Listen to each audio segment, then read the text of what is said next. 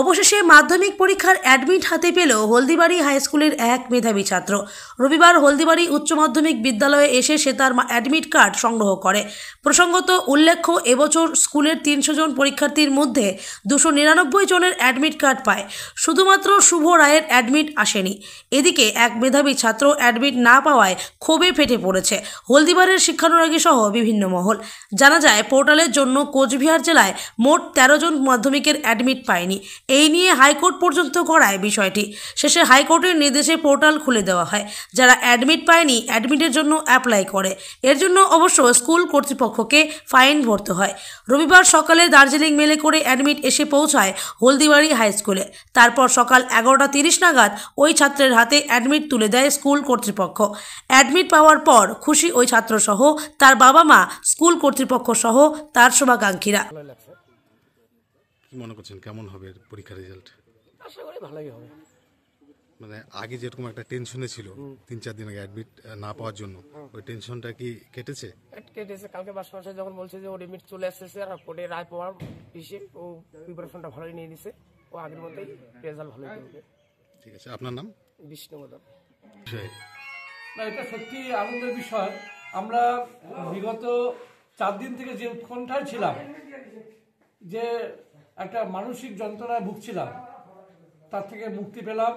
সর্বোপরি আমাদের প্রিয় ছাত্রটি পরীক্ষায় বসতে পারলো, এটা একটা অত্যন্ত আনন্দের বিষয়। আমরা এর বেশি আর কিছু চাইছিলাম না। স্যার বললাম, কিভাবে সম্ভব হলো সেটা আমরা আমাদের তরফ থেকে বিভিন্নভাবে আমরা যোগাযোগ করি, বিভিন্ন জায়গায় যাই, নর্থ বেঙ্গল রিজিওনাল অফিসে যাই, সেখান থেকে আমরা মেল করি পর্ষদে। আমরা আমাদের কোচবিহার জেলার মাননীয় আহ্বায়ক, মাধ্যমিক পরীক্ষার আহ্বায়ককে আমরা জানিয়েছিলাম, তিনিও চেষ্টা করেছেন। তিনি ডিএম এর মাধ্যমে বিষয়টি ঊর্ধ্বতন কর্তৃপক্ষকে জানিয়েছিলেন।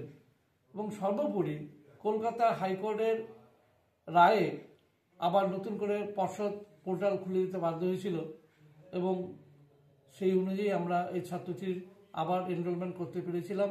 এবং বিশেষ করে আমাদের কর্ণিক দেবুদা, তিনি যে মানসিক যন্ত্রণায় ভুগছিলেন, তিনি নিজে গিয়েছিলেন অ্যাডমিট কার্ড আনতে নির্বিতা ভবনে। তিনি নিজে গিয়ে সেখানে মানে অনেক কষ্ট করে সেটা পেয়েছিলেন। সকাল 7টার সময় তিনি লাইনে দাঁড়িয়েছিলেন, বিকেল 4টার সময় তিনি হাতে পান অ্যাডমিট কার্ড এবং তিনি সেটা নিয়ে আজকে পৌঁছলেন এবং আমরা ছাত্র শুভ রায়ের হাতে অ্যাডমিট কার্ডটা একটু আগেই হস্তান্তর করলাম।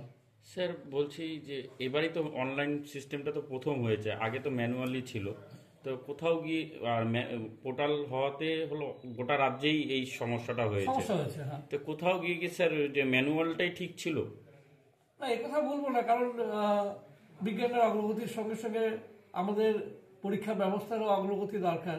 এটা করতে গিয়ে এবার প্রথম যেহেতু হয়েছে, কিছুটা ত্রুটি বিচ্যুতি হতেই পারে, সেখান থেকে আমরা সংশোধন করে নেব এবং আমরা সবসময় চাই যে পরীক্ষা ব্যবস্থার উন্নতি হোক।